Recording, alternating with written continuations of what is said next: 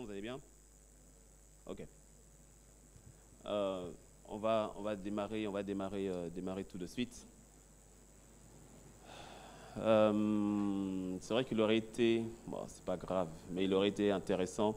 Bon, je crois que la plupart d'entre vous avez vos smartphones.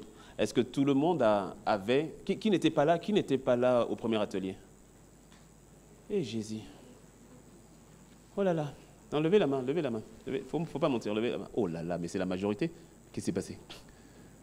Aïe. Bon, on rend grâce à Dieu du fait que vous soyez connectés. Sur Zoom, qui n'était pas là sur Zoom? Qui n'était pas là l'atelier passé? Levez, faites-vous connaître sur Zoom ceux qui n'étaient pas là l'atelier passé. Juste pour avoir une idée. Ah ouais, quand même, hein. Oh là là, oui. Non, mais c'est bien que vous... Et quand même, Jésus, ok. D'accord, ok. Non, mais c'est bien, vous êtes les bienvenus. Non, c'est une bonne chose, Bon, la bonne... ça continue. Quoi, vous tous sur Zoom, vous étiez... Jésus. Wow. Ah, quand même, hein. Bon. Ok. D'accord. Bien. Il y a des points quand même sur lesquels je vais revenir parce que quelqu'un a dit répétition est mère d'habileté. Et j'aime bien ça. C'est-à-dire que l'apôtre Pierre le dit aussi ainsi dans 1 Pierre 3 ou 2 Pierre 3, il le dit, nous ne cessons de redire les mêmes choses parce que cela vous est salutaire. Et donc il y a des points sur lesquels je vais revenir. Mais juste un instant, juste pour une petite légère interaction avec nos amis qui sont sur Zoom. Juste pour savoir, vous venez d'où sur Zoom? Dites simplement la ville et le pays d'où vous venez, juste sur Zoom. Nous, en tout cas, nous tous ici, on vient de Cotonou. Ici, on est tous à Cotonou. T'es pas à Cotonou, tu dis non, t'es où? Hein? T'es à Calavi ici? Merci. Donc, je reprends. Je dis, nous tous ici, nous sommes à Cotonou. Il y a quelqu'un qui est ici en esprit de Calavi? Tu es là à Cotonou, on est à Cotonou, c'est comment? Allez-y, dites, oui, ok, je vois. Tu vois, il y a quelqu'un qui est là de Calavi, parce qu'il est à Calavi. Toi, il est sur Zoom, il est à Calavi. Toi et moi, on est à Cotonou. Voilà. All right. Mais je vois beaucoup au niveau de Cotonou, ok, c'est très bien. À Orléans, France, d'accord. Haïti, il est quelle heure là-bas, Haïti? Il doit être à Haïti, il doit être à peu près 15 moins 11, il doit être 4 heures du matin. Eh ben dis donc. Non, Haïti, non, c'est pas 11 heures, Haïti c'est moi, ça doit être 8 heures. En tout cas, que Seigneur te bénisse, Haïti, Lomé, Tunisie, alléluia. Dakar. Ok, non, gloire à Dieu. À Haïti, il est 9 heures du matin, d'accord. Ah oui, à Port-au-Prince, oui, les Caraïbes. Haïti, je pensais à Hawaï, je ne sais pas pourquoi. Ok, j'ai vu le Canada aussi, Montréal. Oh, mais gloire à Dieu. London, ah oui, mon frère Destin, le berger de ICC Londres, oui, toujours au poste. Alléluia. God bless you, brother. Ok, j'arrive, hein, on est là, on arrive. Hein, nous, on est là. Je vous dis, hein, il y a Autriche. Je n'ai pas dit autruche. Il y a quelqu'un qui a pensé à un oiseau. Je n'ai pas dit l'autruche, Autriche. C'est en Europe. On ne sait jamais. Quelqu'un dit, oh, il y a quelqu'un qui est sur un oiseau. Autriche. Voilà. D'ailleurs, Claudine nous précise, à Vienne, capitale de l'Autriche. Pas l'autruche. Alléluia. Il y a quelqu'un qui a dit, anyway. Gloire à Dieu. En tout cas, on bénit le Seigneur. Voilà. Ça compte. Ah, j'ai pas vu la RDC. Lubumbashi. Nzambapa Molayode. Là, c'était Big Up RDC. Ottawa. Ok. Québec. Ah, quelqu'un qui a dit moi. Tu viens de moi? Ah, non, d'accord. Non, c'est le moi de la question d'avant. Ah, ok, qui n'était pas là? Ok, moi, d'accord. Parce que je dis moi, c'est où? Tu viens d'où? Moi. On a été délivré de l'esprit d'orgueil. Ok, en tout cas, que le Seigneur vous bénisse. Hein, soyons honnêtes. Là, il y a l'Esprit du Seigneur, il y a la liberté, on est détendu. Et nous, on vient de... Non, mais dites-le fort qu'ils vous entendent. On vient de... Ah, fais le plus fort. On est à... Voilà. Très bien. Donc, encore une fois, bienvenue à toutes et à tous. Nous sommes connectés vraiment d'un peu partout et c'est vraiment une bonne chose. N'oubliez pas les personnes en salle d'attente. Hein? Parce que je les vois qui sont en salle d'attente, il ne faut pas les laisser là-bas. Aujourd'hui, on va revenir encore sur les fondements. Je voudrais qu'on puisse voir de manière principale la notion du budget. Et si on a le temps, parce que je suis en train en revoyant encore le contenu, si on a le temps, on va partir aussi sur... mais non, quoi qu'il en soit, je prendrai même un temps de pouvoir parler comment sortir des dettes. OK? La question des dettes. Donc c'est ce qu'on va voir. Voilà, aujourd'hui, on va rester vraiment concentré là-dessus. On ne va pas parler investissement, on ne va pas parler entrepreneuriat. On va venir vraiment sur les basiques maintenant. Parce que vous savez, quand vous regardez dans Genèse 2, alors vraiment prenez des notes, hein, prenez vraiment des notes. Quand vous regardez dans Genèse 2, il y a un passage qui est intéressant, c'est lorsque, on va le lire, c'est plus simple. Genèse 2, c'est au verset...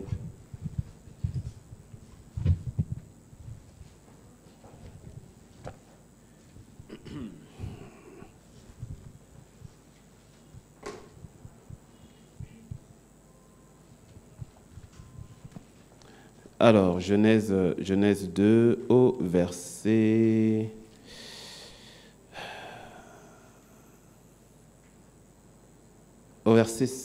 4. Voici les origines des cieux, de la terre, quand ils furent créés. Lorsque l'Éternel Dieu fit une terre et des cieux. Donc, c'est juste après la création de la terre. Et donc, il est écrit aucun... Non, c'est bon, j'ai plus besoin.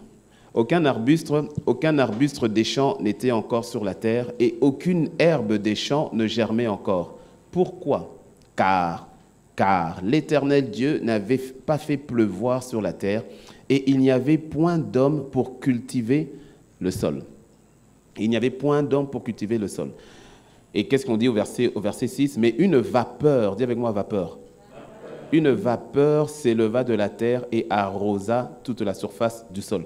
Donc c'est intéressant de voir que la Bible nous dit que le Seigneur n'avait pas encore fait pousser les arbustes, les arbres, de faire pousser de manière incroyable. Pourquoi? Mais parce qu'en fait, il dit qu'il n'y avait point d'homme pour cultiver. Et donc il y avait juste une forme de vapeur, de rosée qui maintenait les choses. Mais le plein potentiel de ce que Dieu avait fait, c'est-à-dire la pluie, la notion de la pluie qui devait venir, il n'avait pas encore libéré ça. Pourquoi? Parce qu'il n'y avait personne pour prendre soin. Et c'est un principe, c'est-à-dire que la grâce du Seigneur fait que, dans sa grâce, la vérité, c'est que tu ne manques de rien. Oh, dis-moi un bon amen.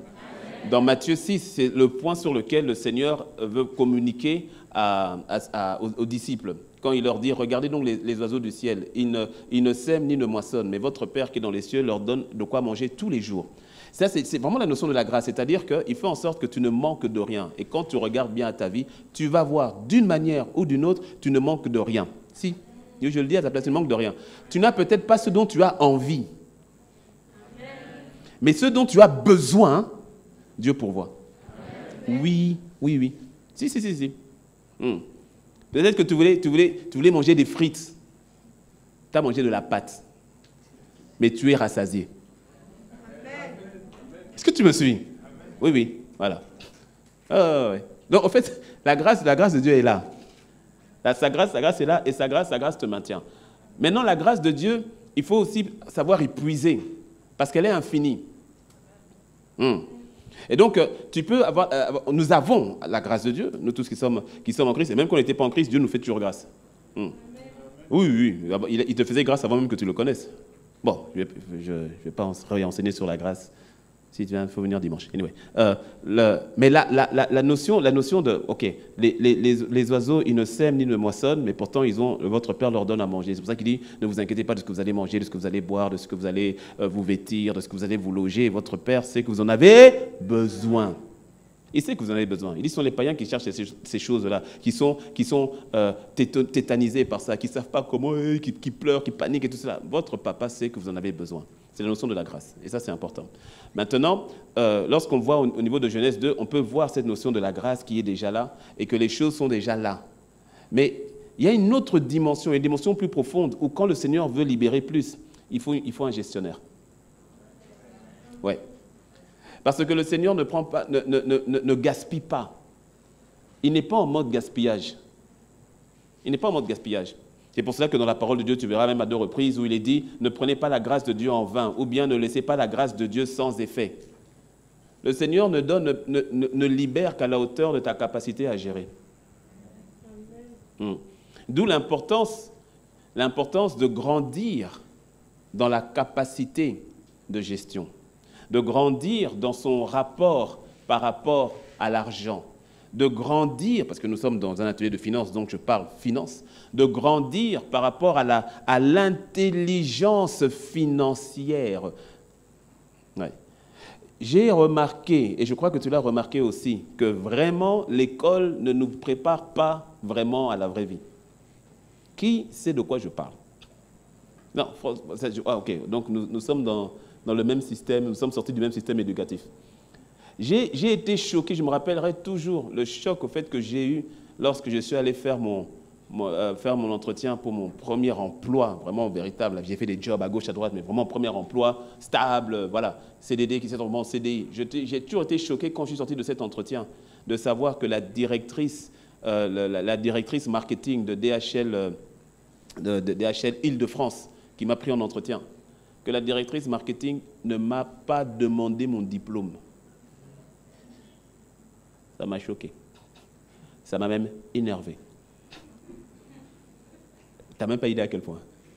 Quand je suis sorti de là, j'ai dit, mais toutes ces années-là, au fait, demande-moi. J'avais tout avec moi. J'ai dit, non, je vais te sortir mes diplômes. J'ai dit, mais attends, on va faire ça pour rien quand même. Je ne dis pas que c'est toujours comme ça, dans d'autres cas, parce que pour l'entretien, c'est vrai que pour l'entretien, on m'a demandé le diplôme pour les feuilles et tout, et je m'attendais à ce que je puisse un peu en parler, tu vois. Mais en fait, non. Alors je sais, dans d'autres cas, on va vraiment prendre le temps par rapport à tes compétences en fonction du travail pour lequel tu postules. Mais ça m'a fait un tilt. Et puis de savoir que lorsque j'ai eu mon premier salaire, je me suis retrouvé au fait un peu déboussolé, parce que tu as l'argent, mais tu ne sais pas quoi en faire. Et premier réflexe, c'est qu'est-ce que je dois acheter? Premier réflexe, ah ben tiens, ouais, j'ai de l'argent. C'est mon argent. C'est à moi. Et donc maintenant tu te dis, bon, avec ça, qu'est-ce que je peux m'offrir? Qui sait de quoi je parle? Ouais. Qu'est-ce que je peux m'offrir? Et donc maintenant tu commences à calculer les choses que tu peux t'offrir avec l'argent. Et puis parce que l'argent te donne un pouvoir. Ça donne un pouvoir, ça donne des possibilités. Et tout à coup, tu te sens puissant. Parce que tu as des options. Mais la vérité, c'est que plus tu avances, et plus il faut se poser la question, qui a le pouvoir sur qui? En fait, qui domine qui? Parce que tu verras que bien souvent, ce n'est pas nous qui dominons sur l'argent, mais c'est l'argent qui domine sur nous. Est-ce que tu me suis? Et donc, grandir en capacité, grandir dans la grâce, c'est aussi grandir dans la capacité par rapport aux finances et grandir dans la capacité, grandir dans la relation, dans le rapport que tu as avec l'argent. Parce que beaucoup sont dans un bras de fer avec l'argent, qui fait au fait que ce n'est pas toi qui gagne, c'est l'argent qui gagne. Je vais expliquer encore un petit peu par rapport à ça. Est-ce que tu me suis? Et donc, lorsque nous grandissons dans la capacité, au fait, dans la capacité financière, ça permet maintenant au Seigneur de libérer ses grâces d'une manière plus forte. Ça permet au Seigneur de libérer ses grâces, en fait, de te faire confiance à un autre niveau. Donc c'est pour cela que dans la question, lorsqu'on parle de dominer sur les finances, il y a forcément une étape qui est importante, qui est celle de quelle est ta relation avec l'argent. Dans Matthieu 6, le Seigneur était en train de toucher la question de la relation des hommes avec l'argent. Dans Matthieu 6, verset 24, lorsqu'il dit « Nul ne peut servir deux maîtres en même temps, nul ne peut servir Dieu et mammon. Soit il aimera l'un et il s'attachera à l'autre, soit il aimera l'un et il haïra l'autre, soit il s'attachera à l'un et il méprisera l'autre. » lorsque le Seigneur Jésus parle de mammon, il fait allusion c'est pas à l'argent, c'est pas aux devises qu'il fait allusion. Mammon était une entité spirituelle. En fait, c'était un dieu que dieu avec petit d, hein, voilà, qu'à l'époque, les gens priaient pour la question des richesses et des finances. Et donc, le Seigneur Jésus, quand il parle de mammon, tous ses contemporains savent très bien de quoi il parle. Ils savent très bien à quoi il fait allusion. Parce que c'était un dieu que les gens priaient. Okay. Mais en fait, derrière ce mammon-là, il y a bel et bien une entité, mais une entité spirituelle satanique. Et qui agit fortement jusqu'aujourd'hui. Hein. Et la plupart des guerres, quand tu vois un endroit où il y a des guerres, sache qu'en fait, ce n'est pas question de guerre, c'est question richesse. Enfin, je ne vais pas aller sur ce terrain-là, mais de manière générale, tu verras que les guerres qui sont tolérées, ça veut dire que les plus puissants, ils ont leur intérêt. C'est aussi simple que ça. C'est tout. C'est pour ça, même les médias, quand tu regardes les médias, laisse-moi faire une petite parenthèse là-dessus quand même. Il y a trop d'enfants de Dieu, donc c'est-à-dire leur information leur provient directement des médias, quoi. Miséricorde. Ah non, mais c'est ça, regarde, mais c'est ça, pourquoi? Ah, c'est qu'ils ont dit à la télé. Aïch. Aïch. C'est ce qu'ils ont dit sur Internet. Et la vérité, c'est encore heureux pour Internet. Parce que Internet aujourd'hui, bon, il y a vraiment tout et n'importe quoi, on est très d'accord, mais au moins, via Internet, il y a des personnes quand même qui peuvent dire une vérité que les grands médias ne diront pas. Et le problème, c'est que vraiment, il faut t'assurer que c'est la bonne source. Mais toujours est-il, il y a trop de personnes qui vont voir, il y a les guerres, ah, c'est lui le méchant. Pourquoi? Mais parce qu'à la télé, on a dit que c'était lui le méchant. Tout ça, mammon, derrière, dans le livre, dans la suite du livre que le Seigneur m'a donné d'écrire, dans Stop m'a vu le raconter au chapitre, le volume 2, le chapitre 2 ou le 3, je ne sais pas, j'ai fait tout un chapitre rien que sur l'argent, qui s'appelle « Parlons, et si nous parlions argent ». Pourquoi? Parce que la vérité, le rapport que tu as avec l'argent va déterminer l'accomplissement de ta destinée. Oui. Par exemple, il y a beaucoup de personnes qui ne font pas ce que Dieu leur demande de faire à cause d'une question pécuniaire. Soit parce qu'ils ne veulent pas abandonner ce qu'ils ont, ou soit parce qu'ils sont à la recherche de ce qu'ils n'ont pas. En fait, il y a un rapport avec l'argent qui fait qu'il y en a beaucoup qui disent non à Dieu. Oui, il y en a beaucoup, en fait, qui disent « Seigneur, je ne vais pas, je peux pas obéir ». Mais quand tu réfléchis, c'est une question d'argent. Comme je disais donc pour les guerres, toutes les guerres qui sont, tu verras qu'il y a toujours une question d'argent derrière. Tu te rappelles, allez, juste pour un peu que tu te rappelles à l'époque où on nous parlait tout le temps de la Syrie. Tu te rappelles? Est-ce que la guerre là-bas s'est arrêtée? Non. Pourquoi est-ce qu'on n'en parle plus? Parce que l'opinion publique a été gagnée. On n'a plus besoin d'en parler. Ça a été validé. La guerre a été validée par le peuple en disant « Ouais, président Bachar al-Assad, là, c'est un vilain. » Est-ce que tu me suis? Or, si tu vas un peu en profondeur, tu comprendras qu'est-ce qui a fait que la guerre a été déclenchée en Syrie, que tout à coup, M. Bachar al-Assad, je ne connais pas sa vie, je ne dis pas c'était un ange, ce n'est pas ce que je suis en train de dire. Je suis en train de parler de la motivation par rapport à la guerre. Qu'est-ce qui fait que M. Bachar al-Assad, tout à coup, on a dit que c'est un vilain? Mais c'est simplement parce qu'un jour, M. Bachar al-Assad avait dit qu'on va faire passer des tuyaux pour faire passer le gaz et que ça va passer au travers de certains pays, et ces pays-là sont les alliés des Occidentaux, de l'Amérique et autres. Et puis, sans crier gare, Bachar al-Assad, derrière, qui signe avec les ennemis des Occidentaux. Tout à coup, M. Bachar al-Assad, qu'on recevait dans les Maisons Blanches, dans les Élysées et autres, tout à coup, sans crier gare, il devient quelqu'un de mauvais. Pourquoi? Money, money, money, money. Est-ce que tu me suis? L'argent. Si tu n'as pas un bon rapport avec l'argent, tu vas te retrouver à faire des guerres.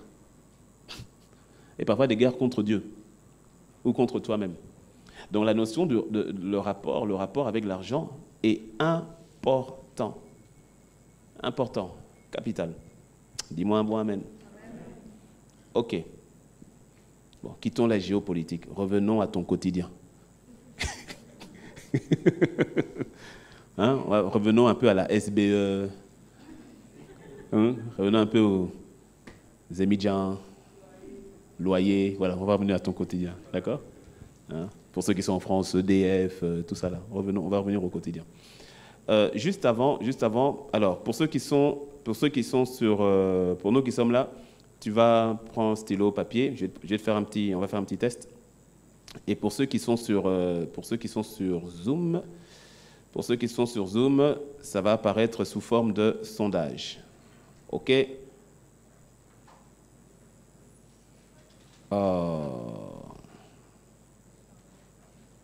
Bon. Tout le sondage qui avait été préparé sur Zoom, bizarrement, a été déconnecté. Dommage. Bon, OK. Sur Zoom, vous allez faire comme nous aussi. Prenez une feuille, vous qui êtes sur Zoom, vous prenez une feuille. On va faire ça ensemble. C'est assez simple, c'est assez rapide.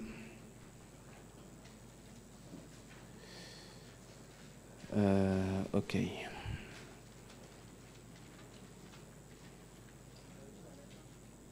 Juste un instant. Voilà, boum.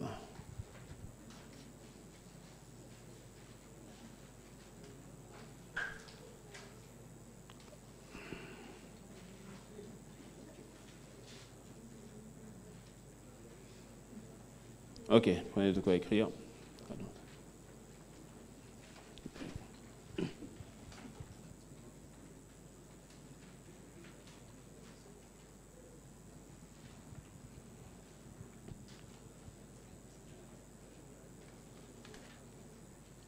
OK.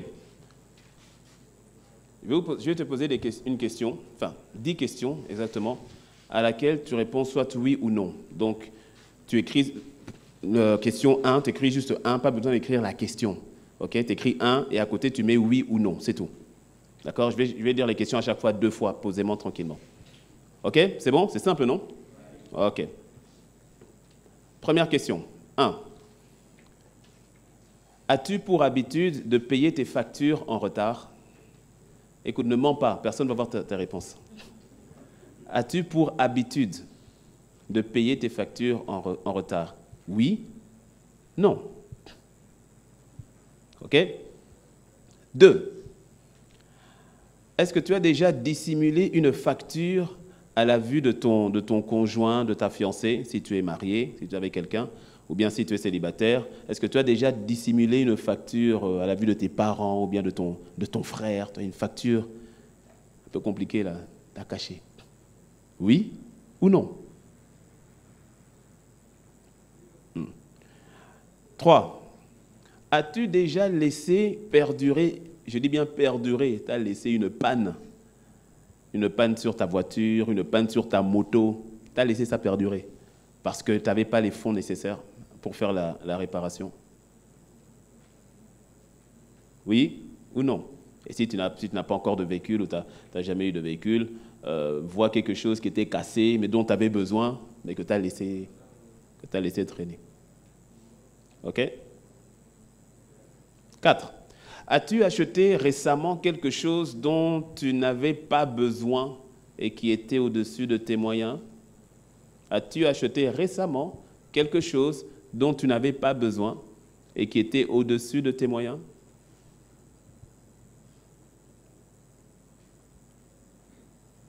5. T'arrive-t-il fréquemment de dépenser plus que ce que tu gagnes?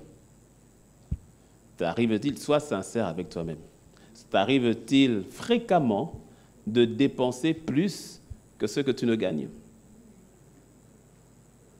On a combien là? 7? On était à 5? Donc 6 là maintenant, c'est ça? OK, 6. T'a-t-on déjà refusé un prêt récemment?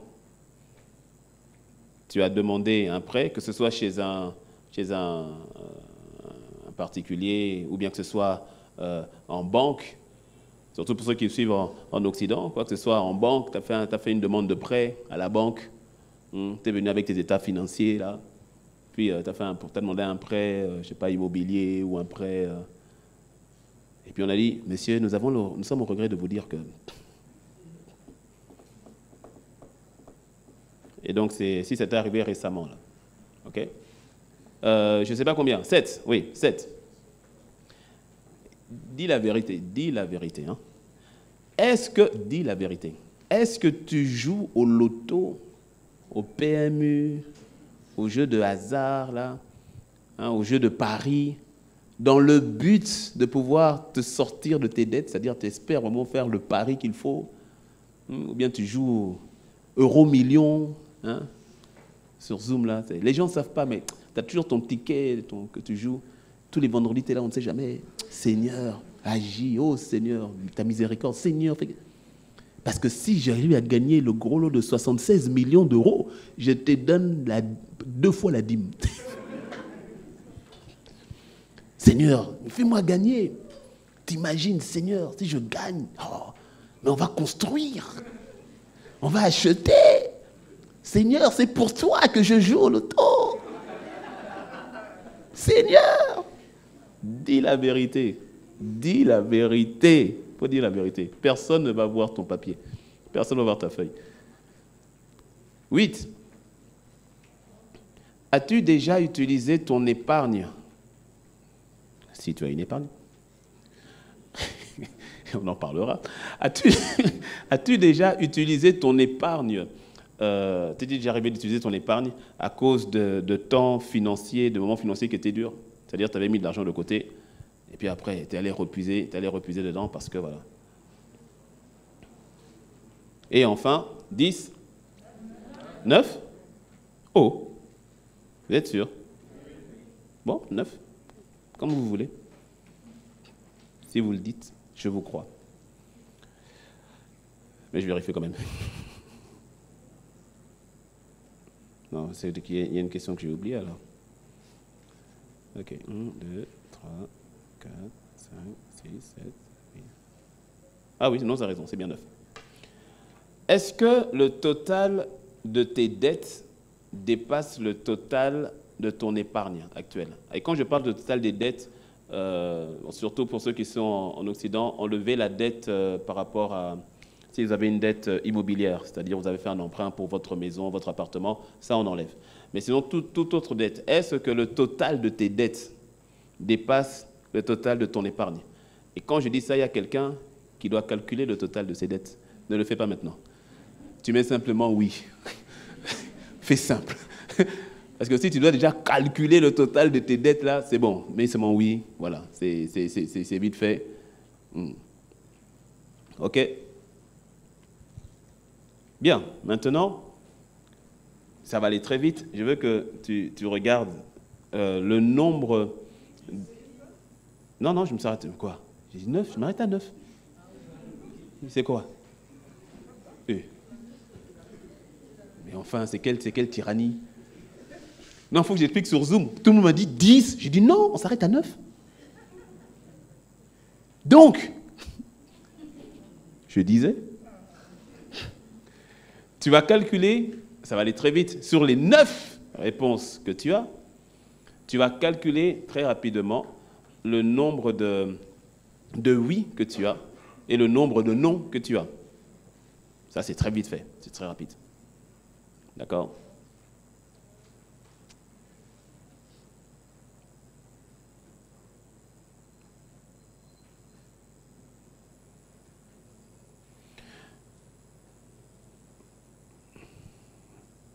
En toute honnêteté, je doute fort qu'il y ait quelqu'un ici qui n'ait que des noms. Juste par curiosité, si tu as mis non au 9, vraiment, lève la main. Bien. Ah oui, il y a des mecs qui savent, c'est des noms. Attends, donc toutes les questions, c'est non. Non, c'est pas un péché, bien au contraire. Hein, donc, c'est vrai que non. Bon, mais en même temps, vous gagnez quand même de l'argent. Parce qu'effectivement, si je n'ai pas d'argent...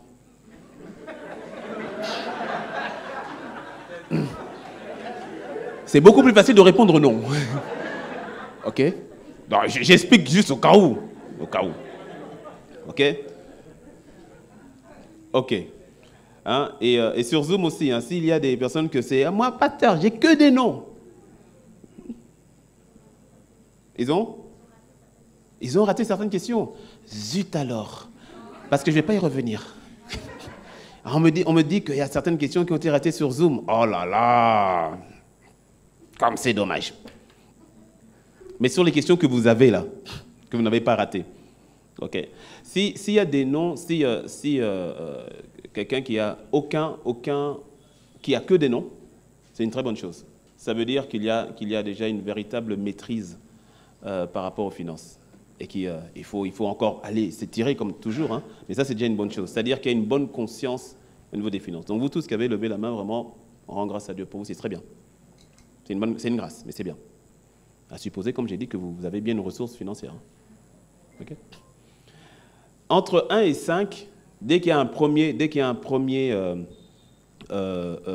nom, c'est-à-dire entre 1 et 5, c'est qu'il y a encore des réajustements à faire, c'est-à-dire qu'il y a une ou plusieurs mauvaises habitudes qu'il faille déjà toucher, qu'il faille réajuster. Entre 1 et 5. OK, comme c'est écrit. Et il y a certainement des mauvaises dettes aussi qu'il faille réduire. Entre 6 et 9, le Seigneur doit te faire grâce. Oui. Parce qu'entre 6 et 9, et surtout, si, je ne demande pas qui a, mais si tu sais que tu as répondu oui à tout, et Jésus est là, ça va aller. Non, ça va aller. C'est pour ça qu'on fait l'atelier. Non, mais c'est pour ça qu'il est important d'être sincère avec toi-même, en fait. D'être sincère avec toi-même, parce qu'on ne peut pas attaquer un problème si on nie le problème. On peut pas guérir quelqu'un qui ne reconnaît pas qu'il est malade. OK ? Et c'est ce que le Seigneur est en train de faire, et il fait grâce. Ça va aller. Dis-moi un beau amen. OK. OK. Attendez, pardon, je dois faire le partage. Je fais le partage d'écran. Hop là. Donc, on va continuer sur la deuxième partie. Il y a des points, comme j'ai dit, il y a certains points dont je reviendrai, qu'on avait vus à la première, qu'on a fait le 16 janvier. Donc, il y a certains points sur lesquels je reviendrai. Ah, toi, je te mets ça. Voilà. OK. C'est bon le partage d'écran? Sur Zoom, c'est bon? OK, super. Donc, il y a une notion, on a vu dans Genèse 2. Dans Genèse 2, comment est-ce que le Seigneur, tant qu'il n'y avait pas d'homme pour cultiver, il ne libère pas. Le Seigneur va libérer toujours à la capacité que tu as de prendre soin.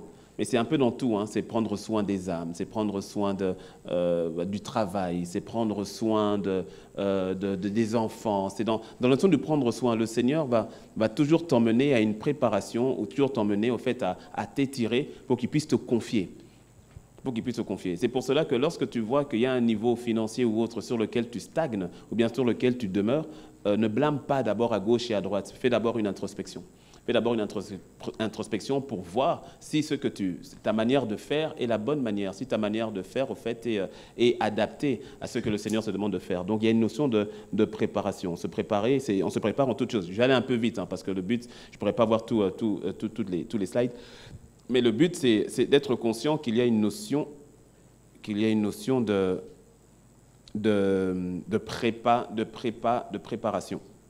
Ok, se préparer, en français, c'est bien parce que le mot, ça fait se parer, se préparer. C'est-à-dire que tu te prépares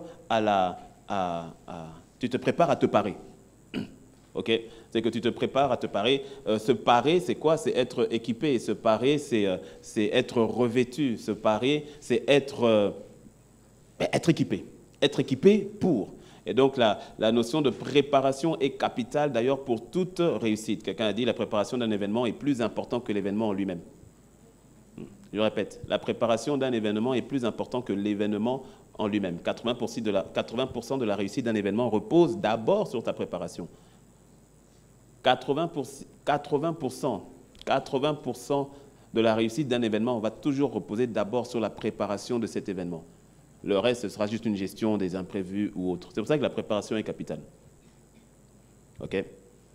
Et comme on le dit souvent, hein, que la qualité d'un édifice dépend de la qualité de sa fondation. Et la fondation, c'est là où il y a la préparation.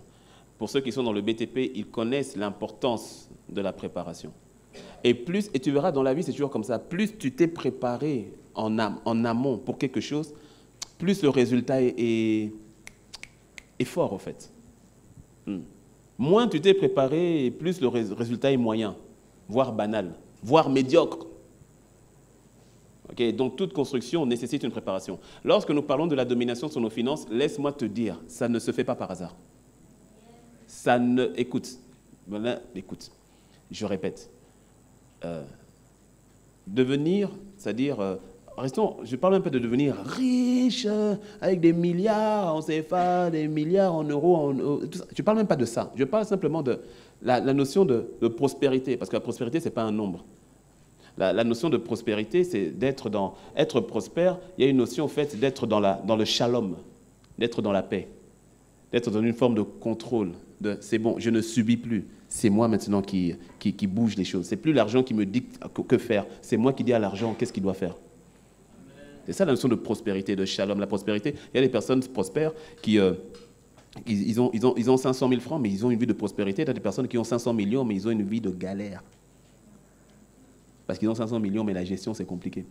Parce que tu sais, des dettes à quelqu'un de 500 000 et des dettes à quelqu'un de 500 millions, ce n'est pas la même chose.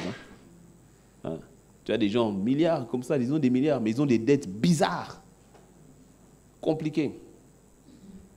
Ce n'est pas une question de montant d'abord, c'est une question de mentalité. Dis-moi un bon amen. OK. Rapidement, ça je l'avais vu la dernière fois, mais rapidement parce que certains nous ont rejoints, les bienfaits de l'indépendance financière, si tu peux pourvoir, et ça c'est bien, tu vois, ça c'est bien, tu vois les bienfaits, prends une photo s'il faut, ou une capture d'écran si tu es sur Zoom, mais tu vois les bienfaits de l'indépendance financière, ça c'est important parce que ce sont des choses qui te motivent aussi. Qui te motivent. Pourquoi? Subvenir à tous tes besoins, avoir du temps pour les choses qui comptent vraiment. Avoir du temps pour les choses qui comptent vraiment. Réaliser les projets qui te tiennent à cœur. Mais oui. Être en mesure de prendre soin de ta famille et d'aider les personnes qui te sont chères. Ce sont des points qui peuvent te motiver en te disant « mais non, je ne peux plus continuer à être à ce niveau-là ». Être une source de bénédiction pour l'Église. 500 piliers. Alléluia. Déménagement. Je n'ai pas entendu toi, mais j'ai pas... Placer ta famille dans un environnement favorable. Dis-moi un bon amen. Ne pas être esclave de l'argent dans tes choix. Autant, et la liste bien sûr n'est pas exhaustive, parce qu'il y a des choses qui te sont propres à cœur et que tu dis, mais oui, au fait, la notion d'indépendance financière va faire que je puisse pouvoir faire ces choses-là. Mais si tu ne vois pardon, si tu ne vois pas ça, s'il n'y a pas ne fût-ce qu'un... et là, je dis, la liste n'est pas exhaustive, mais s'il n'y a pas une forme de leitmotiv, quelque chose qui te motive, au fait, tu vas faire l'atelier, mais après... Dans 2 semaines, dans 1 mois, tu vas repartir. Ce ne sera pas ton cas dans le nom de Jésus. Mais quelqu'un qui peut facilement repartir dans bon, c'est pas grave, le Seigneur fera grâce. Il a déjà fait grâce. Amen. Voilà. Donc on va rentrer dans la partie qui nous concerne vraiment aujourd'hui, qui était donc la question de la planification budgétaire. OK, on va voir, on va pas voir, il y a plusieurs fondements, on ne va pas tous les voir, parce que pour une question de temps. Mais tu peux te les noter, c'est-à-dire éviter le comportement du cercle de précarité. Je ne pense pas qu'on va le voir. Cet atelier, on l'avait déjà donné lorsqu'on avait commencé l'Église. Et cet atelier avait aussi été donné à Impact Centre Chrétien à l'époque avec le pasteur Christian de Bruxelles, qui vraiment a une véritable grâce en termes de finances. C'est vraiment une grâce qui nous fait du bien à nous tous. Mais il y a des points sur lesquels je sens qu'il est important de revenir parce que certaines personnes avaient pris des fondations qu'ils ont appliquées et qui apportaient un changement. D'autres personnes ont entendu mais n'ont pas appliqué. Et puis d'autres personnes n'ont jamais entendu. Et donc il est vraiment important par rapport à ce que le Seigneur veut faire, que tous nous soyons déjà au même niveau de fondement pour pouvoir recevoir ce qu'il veut libérer. OK ? Donc nous allons voir, on ne va pas tous les voir, mais éviter les comportements du cercle de précarité, le principe du 30-70%, respecter les flux intergénérationnels, réaliser qu'il existe des échelles de valeur, savoir reconnaître les actifs, les passifs et les dépenses Donner la priorité à la propriété, agir maintenant, parce que le meilleur moment d'agir, c'est maintenant, c'est pas demain. C'est maintenant. Non, mais de cette façon, on va le voir. Savoir quoi faire avant d'avoir de quoi faire, c'est-à-dire on n'attend pas d'avoir des revenus financiers pour se préparer aux revenus financiers. Savoir gérer les entrées d'argent qui ne sont pas prévues, parce que ce n'est pas parce que tu as une nouvelle prime que tu dois aller t'acheter une nouvelle moto. Ou que tu dois aller changer ta garde-robe. Tu dis, hé Jésus, non, tu es trop bon, merci. J'étais fatigué de ce pagne-là. Vlisco, j'arrive. Non. C'est pas parce que forcément tu as une nouvelle rentrée d'argent, on t'a fait ton cadeau d'anniversaire, on t'a donné une superbe enveloppe, tu dis, ouh, mes chaussures là, je vais les changer. Non, non, non, pas forcément, non. Dis non. Et répartir son budget selon le modèle biblique. Bon, comme j'ai dit, on ne va pas tous les voir, mais on va en voir quelques-uns. Le cercle de précarité, non, on va pas le voir parce que ça... Je vais le dire très rapidement. Très rapidement. Au fait, la notion du cercle de précarité héréditaire, précision, le cercle de précarité héréditaire. Pourquoi est-ce qu'on parle de cercle de précarité héréditaire? C'est-à-dire, c'est classique, hein. Tu es là, ce sont des comportements en fait qu'il faut éviter. Et on voit que ce comportement-là se répercute sur la vie de plusieurs. C'est pour ça qu'on parle de cercle de précarité héréditaire. C'est-à-dire que tu vas tout faire pour avoir un travail. Bon, tu fais tes études, hein, tu as ton diplôme.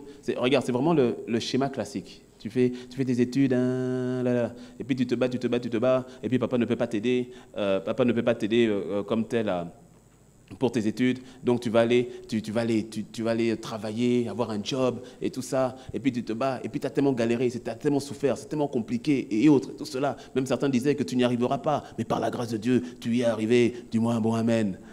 Et puis toi, tu es arrivé et tout cela. Et enfin, toi, tu as déjà quitté déjà la maison familiale et tout, parce que c'était compliqué là-bas. Bref. Et puis quand tu quittes là-bas, tu es content. Tu as maintenant ton appartement. Tu as loué l'appartement. Et puis tu as pris ta moto. Et puis maintenant, parce que tu as trouvé aussi un travail, parce que ce travail te permet d'avoir ton appartement, de pouvoir acheter ta moto. Et puis tu évolues. Et puis tu as tellement souffert dans la vie que non, il faut un peu profiter quand même. Donc tu vas commencer un peu aussi d'acheter des habits de marque. Tu vois ce que tu voyais au loin, toujours obligé de remettre le même t-shirt, la même robe. Tu peux maintenant t'acheter un peu à gauche, à droite, tu vas acheter maintenant des biens de consommation, toi tu vas acheter tout cela, et puis bon, tu es quelqu'un qui honore Dieu, parce que tu aimes le Seigneur, donc bien sûr, hein, il y a ta dîme, il y a tes offrandes, et puis aussi tu vas aider les parents, voilà, là au fait on a l'étape numéro 1, et puis ensuite, on va dire le cercle continue.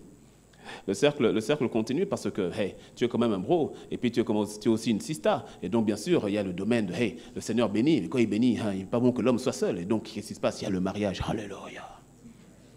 Il y a le mariage. Et la sista, ou bien le bro de l'autre côté, a le même cursus que toi. Lui aussi, il a galéré. Ah, lui aussi, c'est difficile. Elle aussi, c'est compliqué. Mais elle aussi s'est battue. Elle aussi, elle a fait la même chose que toi. Mais quand vous vous retrouvez ensemble, ah, mais maintenant, voilà. Maintenant, le petit salaire que tu avais, maintenant, c'est 2 salaires. Et donc, ces 2 salaires, ça fait quand même beaucoup plus qu'un seul salaire. Donc, vous mettez ensemble. Et donc, voilà, tu étais en moto. Maintenant, attends, tu as quand même trouvé assistant et tout. Il faut passer à un autre niveau. On va passer au niveau de la voiture. Donc, maintenant, il faut qu'on s'achète une voiture. Tu vois, non? Donc, tu vas acheter la voiture. Tu as la voiture. Et puis, voilà, les habits. Et puis, il y a le mariage. Et bien sûr, attention, il faut qu'on démontre que la grâce et la puissance et la bénédiction de Dieu est là. Donc il y a mariage et mariage. Donc tu vas faire mariage, mais vraiment, c'est-à-dire que quand les gens vont venir à ton mariage, ils vont comprendre ce qu'est un véritable mariage béni, un mariage béni de Dieu. Et donc tu vas faire le mariage. Le superbe, le gros mariage. Là. Tu fais le mariage. Et quand on fait le mariage, donc c'est des frais. Et donc parfois, pour pouvoir faire le mariage, des fois c'est pas évident. Donc voilà, il faut un peu emprunter ici à gauche, emprunter un peu ici à droite et tout cela. Bon, parce que voilà, il faut quand même faire un mariage digne de ce nom et tout cela. Et puis nous étions à 2. Et donc il faut déménager parce que là où tu étais entrecouché ou bien tu avais une seule chambre, non, c'est pas possible. Donc on va prendre un appartement qui est plus grand, qui coûte plus cher. Et donc voilà, c'est un peu plus. Donc voilà, on y va petit à petit. Et maintenant on est à 2. Sauf qu'avant, il fallait s'occuper que de tes parents, mais il faut aussi s'occuper aussi des parents de l'autre. Donc ça fait 4 parents si les parents sont toujours de ce monde. Mais oui, en tout cas, il y a la famille. Tu avais déjà ta famille, non, il y a sa famille. Donc voilà, ça augmente. Tu me suis, non? Ça augmente. Et puis après, des fois, tu comprends, quand tu viens à l'église, et vous êtes arrivé à l'église avec ta voiture où la clim n'existait plus depuis 1922, et quand tu arrives et tu vois ton frère qui lui aussi était arrivé à l'église à ICC depuis 2 ans, toi tu es là depuis 4 ans, il est arrivé depuis 2 ans, mais lui il arrive déjà avec un 4x4, tu dis, oh Seigneur, non, ça c'est pas possible. Et donc tu vas travailler dur et tout cela. Il faut que toi aussi tu montes de niveau. Et donc quand toi aussi tu montes de niveau, tu arrives, toi aussi une nouvelle voiture et tout cela. Et puis quand tu arrives, voilà, il faut démontrer que, hey, on est quand même, tu comprends. Et donc voilà, non, c'est pas la concurrence, Seigneur. C'est juste, pasteur, c'est pas la concurrence, c'est juste pour montrer que nous allons de gloire en gloire. Et donc voilà, et puis tu y vas, et ça avance. Ok. Tu vois, non? Quelqu'un me suit? Et puis maintenant, vous grandissez, vous avancez. Et qu'est-ce qui se passe? La grâce de Dieu, le Seigneur a dit, soyez féconds. Les enfants, les enfants arrivent. Et puis ça fait 1 enfant, ça fait 2 enfants, ça fait 4 enfants. Et pour vous avez des enfants, vous en avez 4 et tout cela. Les enfants sont là. Sauf que quand le premier enfant arrive dans le couple, laisse-moi te dire, ce n'est pas seulement la vie de couple qui est chamboulée, ce sont vos finances aussi. Parce que le petit boutchou là, il demande beaucoup. Surtout le premier. Et donc voilà, au niveau des finances, il faut maintenant s'occuper, les finances, il est au niveau des couches, au niveau de l'école, tout ça. Et puis les enfants, ça grandit. Et puis, à un moment donné, les parents, ils disent, mais pourquoi tu grandis aussi vite? On a acheté les chaussures hier. C'est quoi là? Tes pieds là? Pourquoi faut changer là? Non, tu vas mettre ton pied dedans. Maman, ça me blesse. Tu vas mettre les pieds. Non, tu dois changer les chaussures de l'enfant. Tu dois changer les chaussures. L'enfant a grandi. Et là maintenant, ça t'énerve. Tu dis, mais on a acheté le jean là hier. Mais l'enfant, la nuit là, il a poussé.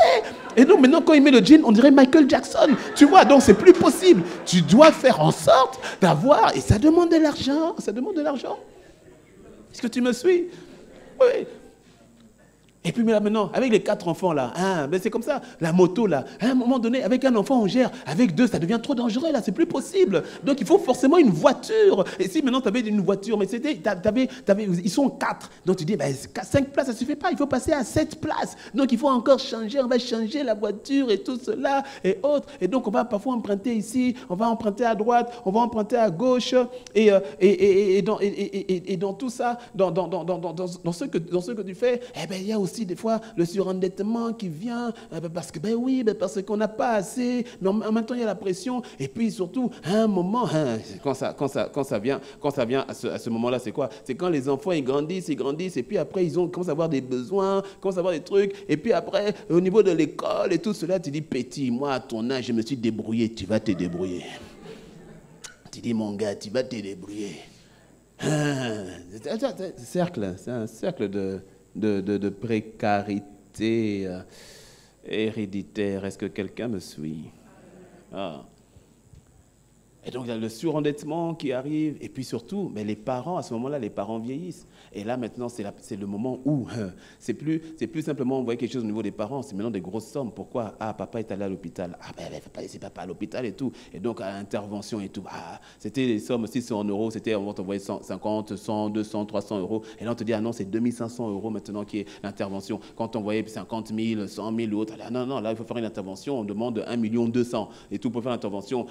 Problème de prostate, problème de cancer du sein, ou problème de ci ou de cela et autres, et dialyse et tout cela. Et là, ce sont de gros montants. Et là, maintenant, c'est là où parfois, maintenant, viennent les défis dans le couple. Parce que hier, quand c'était le papa du mari, on a débloqué 1 200 000. Et puis, même pas 3 mois après, c'est maintenant la maman de la femme. Oh, il faut débloquer 800 000. Et puis, le mari qui dit, il n'y a pas d'argent.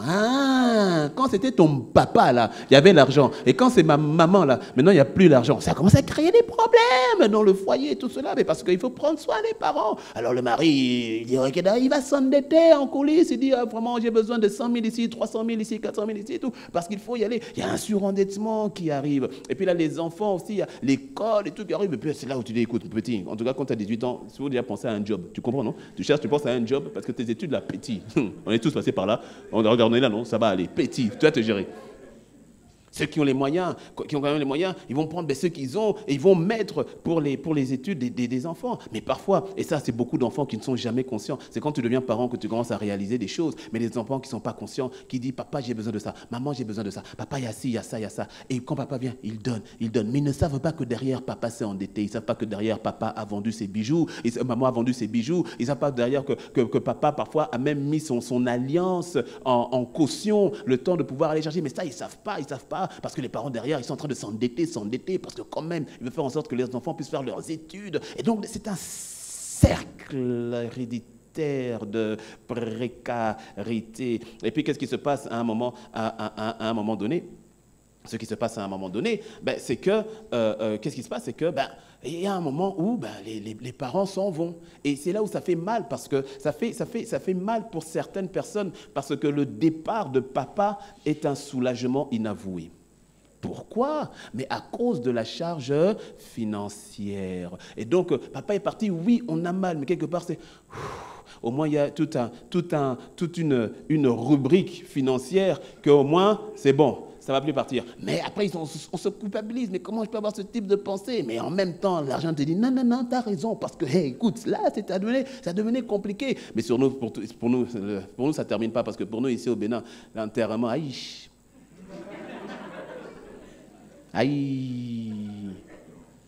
C'est-à-dire, c'est comme si l'enterrement va dire, attends, tu croyais avoir dépensé? Attends. Maintenant, là. Écoutez, je fais une parenthèse. Ça nous concerne à nous ici. Par les compassions de Christ. Parce que en même temps, je vois le temps déjà en train de courir, donc il faut que j'accélère déjà. Par les compassions de Christ. Toi, tu ne rentres pas dans la mentalité de l'endettement pour faire des enterrements. D'ailleurs, même de l'endettement pour le mariage, tu n'y es pas. Non, mais dis-moi un bon amen.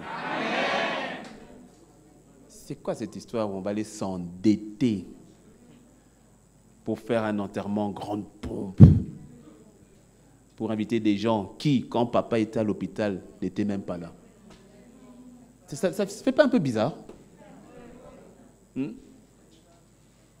C'est-à-dire, vous allez m'obliger à aller me dépatouiller, à dépenser des millions pour l'enterrement, que tout le monde vienne, que tout le monde mange et tout cela.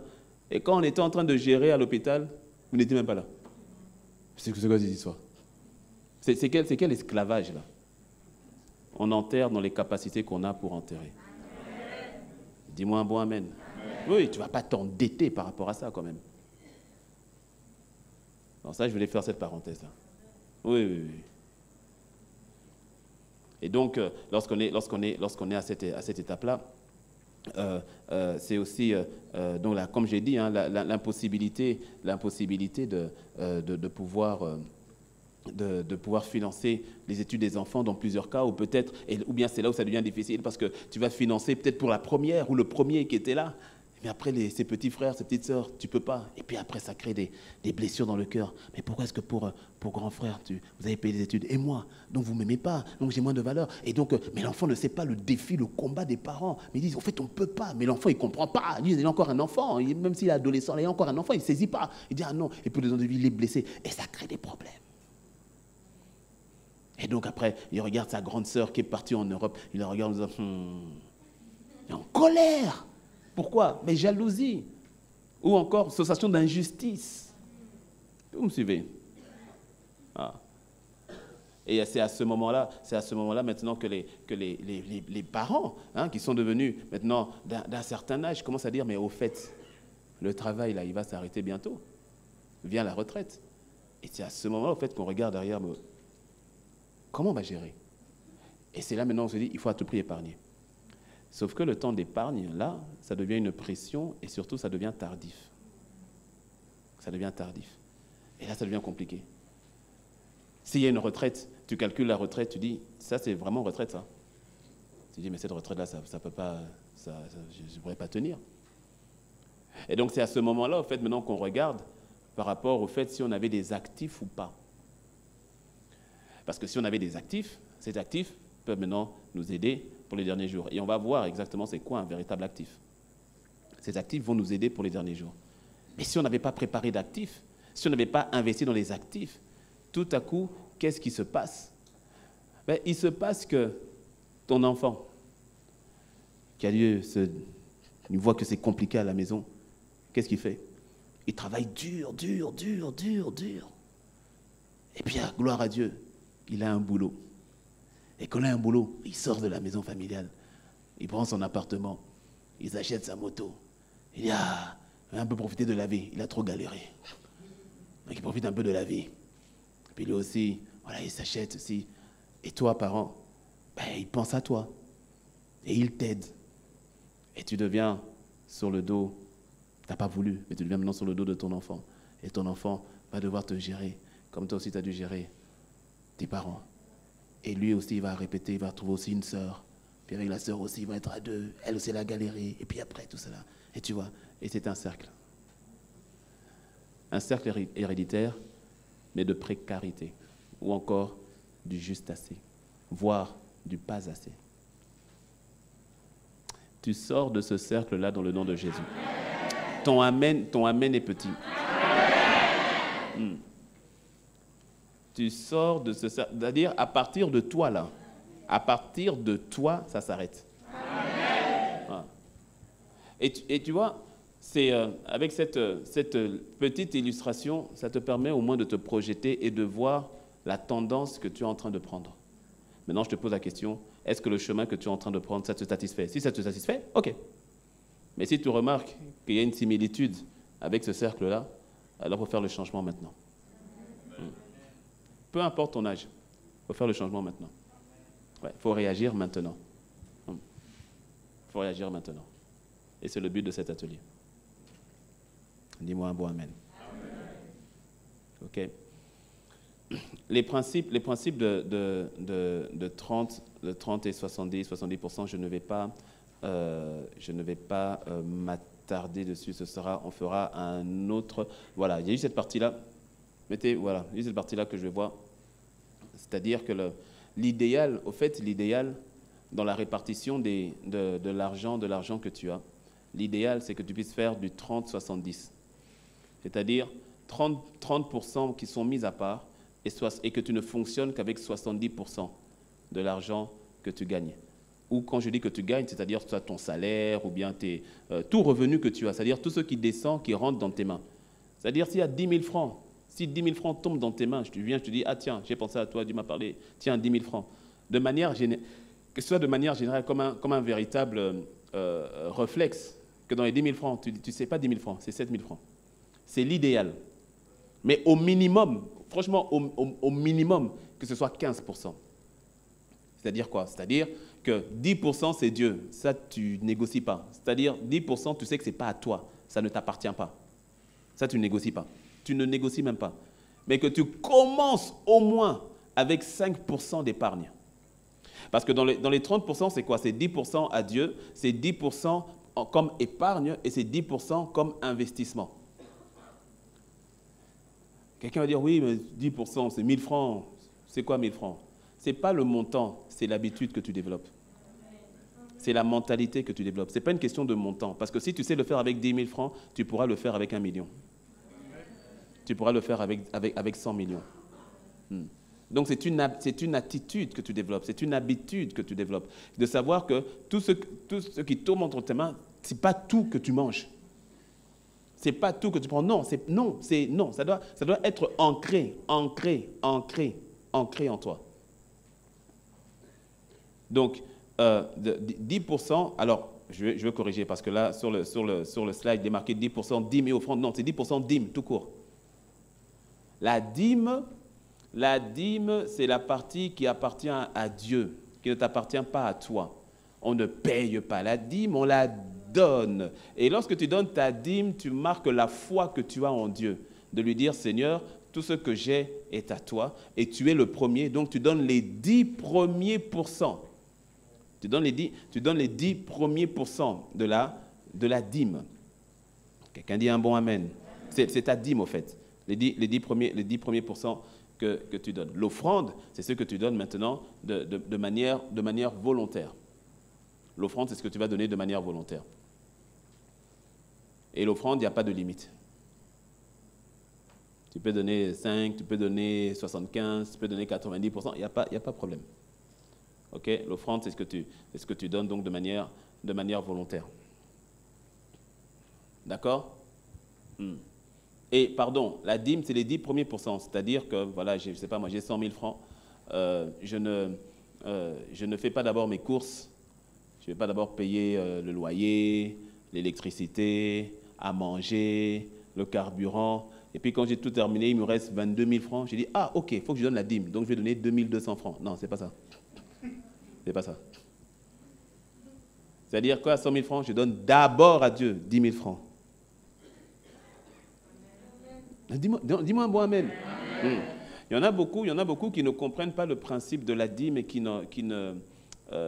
n'expérimentent pas les grâces qui y sont attachées. Quelqu'un va dire, oui, mais la dîme, c'est quand même, c'est la loi. Pasteur, tu nous parles de la grâce, non?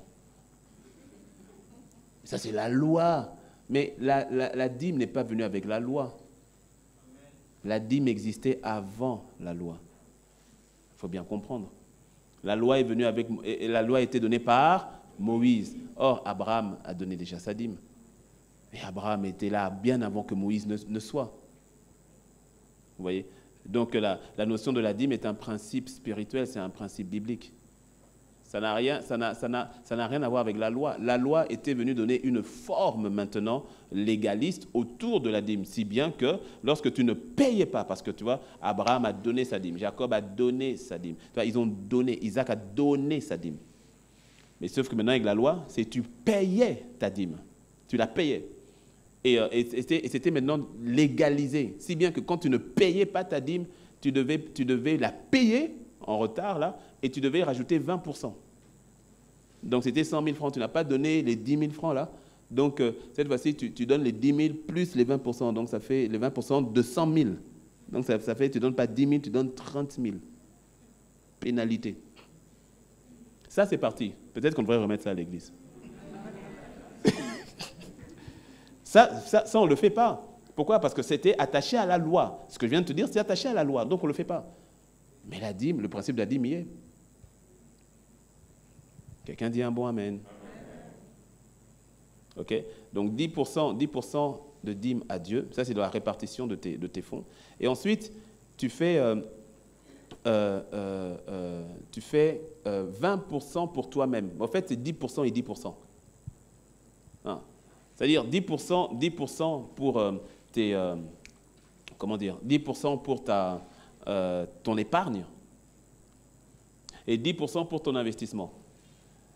L'épargne et l'investissement, ce n'est pas la même chose. L'épargne, c'est quelque chose que tu mets de côté, un montant que tu mets de côté pour toi, pour demain. Ça peut être pour des coups durs, ou bien ça peut être pour la retraite, ou ça peut être... voilà, parce qu'on verra, enfin, je ne sais même pas si on va pouvoir le voir, mais on va le voir que quand tu fais une épargne, tu dois toujours donner une direction à cette épargne. Tu n'épargnes pas juste pour épargner. C'est pour ça que quand tu épargnes pour épargner, tu vas vite puiser là-dedans, parce que tu n'as pas donné une direction à ton épargne, tu n'as pas donné une mission. Donc il n'y a pas de vision attachée à ton épargne. À partir de ce moment-là, tu mets de l'argent de côté, c'est bien de mettre de côté, mais tu dois mettre de côté avec une mission, une vision. C'est ce qu'on va voir au fait dans le tableau que vous avez téléchargé. Et si vous ne l'avez pas téléchargé, téléchargez-le. Oui, parce que beaucoup sont arrivés. Donc, vous pouvez même déjà le télécharger, c'est vite fait, c'est téléchargement rapide. Mettez le lien sur... je sors de la... Oui, juste pour... parce qu'on va bientôt enchaîner là-dessus. Oups. Voilà. C'est sur le... Je ne sais plus, c'est le lien. Le lien, c'est quoi déjà? C'est ICC... Voilà, icccotonou.com/atelier finance, finance avec S. Voilà, atelier singulier finance, finance avec S. icccotonou.com/atelier finance. D'ailleurs, même si vous l'avez déjà téléchargé, n'hésitez pas à télécharger celui-là. Il y avait des petites coquilles dans la première version qui ont été modifiées. Bon, ces coquilles ne t'empêchent absolument pas d'utiliser le tableau. Hein. Mais sinon, si tu veux avoir la version... La bonne version, tu peux le télécharger sur le même lien. Ok. Donc, tu dois te payer toi-même. Et d'ailleurs, dans dans le fait de se payer, dans le fait de se payer soi-même, ce qui est intéressant, je vais quand même un peu m'arrêter dessus sur le fait de se payer soi-même. Donc on a compris, tu payes Dieu d'abord, ok, et tu te payes ensuite. Luc 16, juste un passage à donner pour Luc 16, verset 10, qui dit « Celui qui est fidèle dans les moindres choses l'est aussi dans les grandes. Et celui qui est injuste dans les moindres choses l'est aussi dans les grandes. » Bon, j'insiste là-dessus parce qu'il y a certaines personnes qui se disent « Seigneur, je commencerai à te donner la dîme le jour où j'aurai plus d'argent. » Ce n'est pas vrai. C'est pas vrai. Tu te mens à toi-même. Ce n'est pas vrai. Quelqu'un qui sait pour donner 1000 francs, c'est galère. Et puis après, demain, tu vas lui dire donner 100 000 francs quand il aura 1 million. Je dis, ça va pas ou quoi? Je dis, mais si 1000 francs sur 10 000, tu ne sais pas donner, je te dis que ce n'est pas une prophétie de malheur, c'est un fait. Je te dis que tu ne donneras pas 100 000 francs sur 1 million. Tu ne donneras pas. Tu ne donneras pas. Et pas. Celui qui est fidèle dans les petites choses l'est aussi dans les grandes. Et mieux vaut déjà t'entraîner avec 1000 francs à donner que d'avoir une crise cardiaque avec 100 000 francs à donner. Parce que tu vas regarder les 100 000 francs et te dis, hé, tu pars comme ça 5 000 avec tout ce que je pourrais faire avec toi, tu t'en vas comme ça. Celui qui est fidèle dans les petites choses l'est aussi dans les grandes. OK?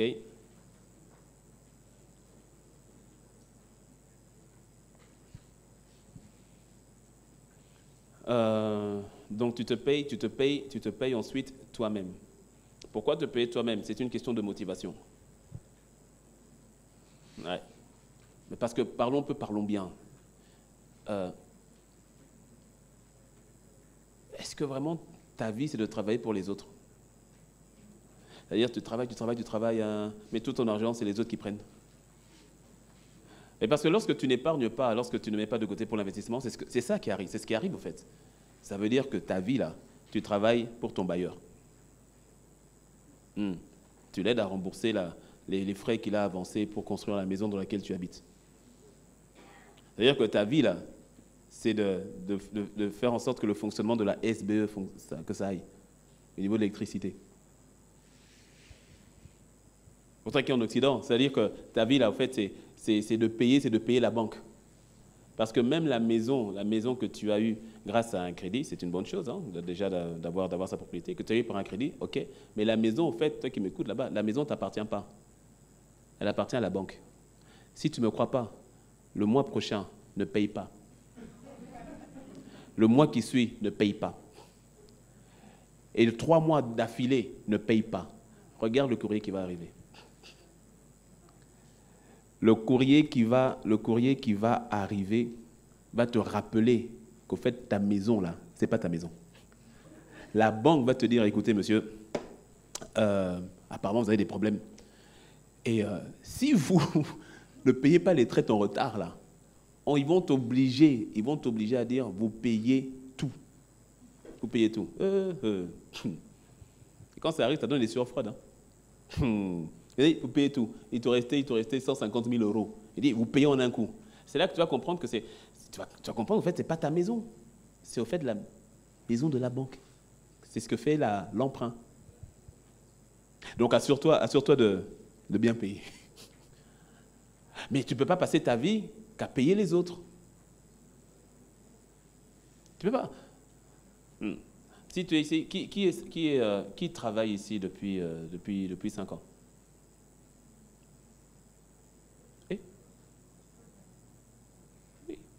Ok, d'accord. Depuis 5 ans. Ok. Quand on dit 5 ans et plus, 5 ans et plus. Qui travaille ici depuis 5 ans et plus? Bon, même s'il y a eu des moments de... Mais voilà, tu as des revenus au moins depuis 5 ans et plus. Levez la main. D'accord? 1 an et plus. Ouais, donc ceux de 5 ans, gardez la main levée. Vous êtes concernés. 1 an et plus. D'accord. Donc, tu dois pouvoir te poser un peu la question sur les 1 an. Fais un peu le cumul de tout ce qui est rentré. Peut-être que là, le faire pour certains, ça risque d'être un peu compliqué, mais sinon, il y a d'autres, c'est assez simple. Surtout si tu es salarié, c'est assez simple. C'est assez simple parce que c'est normalement ton salaire est quasi fixe. Peut-être ça bouge un petit peu, mais quasi fixe. Et tu fais un peu le cumul de tout ça. Maintenant, par rapport, je te dis, surtout si tu as travaillé depuis 5 ans, 10 ans, 20 ans, que tu es dans le milieu de l'emploi, tu fais maintenant le cumul de tout ce qui est rentré entre tes mains. Tu seras d'abord choqué du montant. Ah oui, ça va te bousculer. Oui. Ce qu'on va voir, normalement, ça, c'est quelque chose que tu dois faire chaque année. Chaque année, et c'est ce que nous allons voir. Et quand tu fais le cumul de tout ce qui est rentré, et maintenant, sois courageux. Sois courageuse. Regarde combien tu as gardé. Voilà. Et ça doit te faire un électrochoc. C'est-à-dire si entre tout ce qui est rentré, et certains, tu vas voir que des millions sont passés entre tes mains. Pour ceux qui sont en Europe, tu vas voir que c'est des milliers d'euros, voire des centaines de milliers d'euros. Et certains même, peut-être que tu as aussi atteint le million en euros qui sont passés entre tes mains. Et de voir, en fait, mais aujourd'hui, qu'est-ce que j'ai gardé? Qu'est-ce qui est resté?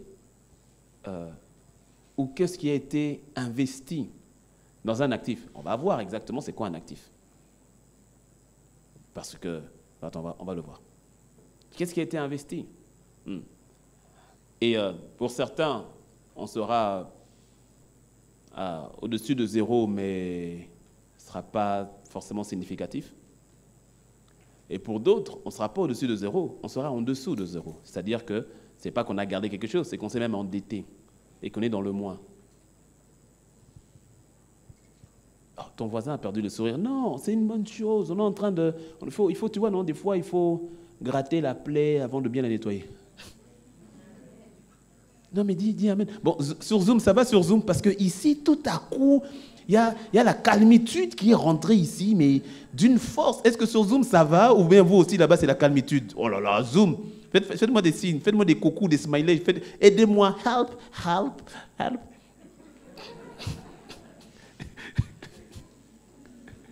Oh là là, sur Zoom, on me dit calmitude totale aussi. Ouh là là. Ah là, quelqu'un dit non, pasteur, ça va. Ah bon. On est là. Oh, zénitude, carrément. Ok. Ah, il y a quand même de la calmitude, mais c'est bon. Écoutez, c'est une bonne nouvelle. Oh, j'ai dit c'est une bonne nouvelle. Ça va aller. Que dis-je? Ça va. Oui. C'est un atelier, tu vois. Non, donc c'est un atelier. Donc on découpe, on rentre dans, voilà, tu vois, on touche, on charcute un peu. Mais c'est pour faire du bien. Ah, on me dit fracature. Tchè, fracature même. Je ne connaissais pas l'expression fracature. J'aime bien ça. Je te prends les droits d'auteur, Esther. Fracature. Calmitude, c'était... Non, fracature. C'est autant fracature. Donc voilà. D'autres disent ça gère. On encaisse, ça gère. Ok. Donc paye-toi toi-même. C'est-à-dire que tu dois te dire, ok, dans le travail que je fais, je suis en droit de garder quelque chose. Si ce n'est même pas pour dire que j'ai le devoir de garder quelque chose. Et donc une partie pour l'épargne. Pour l'épargne, c'est pour les temps durs, c'est pour les moments durs. On va en parler dans quelques instants. Et une partie pour les investissements. Investissement, c'est ce que tu vas investir pour pouvoir que cela te rapporte quelque chose. D'accord? Et j'insiste, tu le fais quand? Tu le fais maintenant. Oui, c'est maintenant. C'est-à-dire, quand tu sors de là, quand tu sors là, c'est-à-dire, on est le 30. Donc, il y en a certains, si tu travailles, soit tu viens de recevoir ton salaire, ou bien tu vas le recevoir la semaine qui vient. OK? Donc, ça veut dire, tu prends la décision maintenant. Tu dis, Seigneur, par ta grâce, là, maintenant. Avant, si je mangeais tout, là, je te prends des loups. Seigneur, je te mets en premier. Je te mets en premier. Ça, c'est 1. Et puis, de 2, je me paye en premier. Si tu peux déjà te payer à hauteur de 20%, parce que certains, vous le pouvez. Il faudra juste serrer la ceinture dans l'autre domaine, c'est tout. Mais vous le pouvez. Mais si tu peux déjà à 20%, c'est-à-dire 10% pour Dieu, et puis 10% épargne, 10% investissement, si tu peux déjà le faire, tu le fais. Ah oui, tu le fais maintenant. Si les 20% là, pour toi-même, c'est trop, mais fais un minimum de 5%. Et ce sera 5% d'abord pour l'épargne. Si tu peux monter à 10%, 10% pour l'épargne. Et si tu peux monter un peu plus, 5%, 15%, 5% pour l'investissement. Et puis 10% investissement. Mais c'est-à-dire, là, tu dois au moins commencer avec 15%, c'est-à-dire 10% à Dieu, la dîme, et 5% pour ton épargne. Je t'encouragerai au fait à développer au moins là, en sortant, 20%. 10% à Dieu, 10% épargne. Donc commencez déjà comme ça. Ce n'est pas aisé au départ. Non, ce n'est pas aisé. C'est comme toute habitude, hein, comme toute discipline, ce n'est pas toujours facile au départ. Mais je te promets, quand tu t'accroches et quand tu y vas, tu verras qu'après, ça devient normal. Et la première personne qui s'en réjouira, c'est toi-même. C'est toi-même. Tu auras cette sensation, au fait, que tout l'argent ne quitte pas ta poche, au fait. OK? OK? Donc, tu développes la discipline quand? Je n'ai pas entendu. Dis-le comme un soldat. C'est quand? Plus fort. C'est maintenant. Dis à ton voisin maintenant. Voilà, dis à l'autre tout de suite.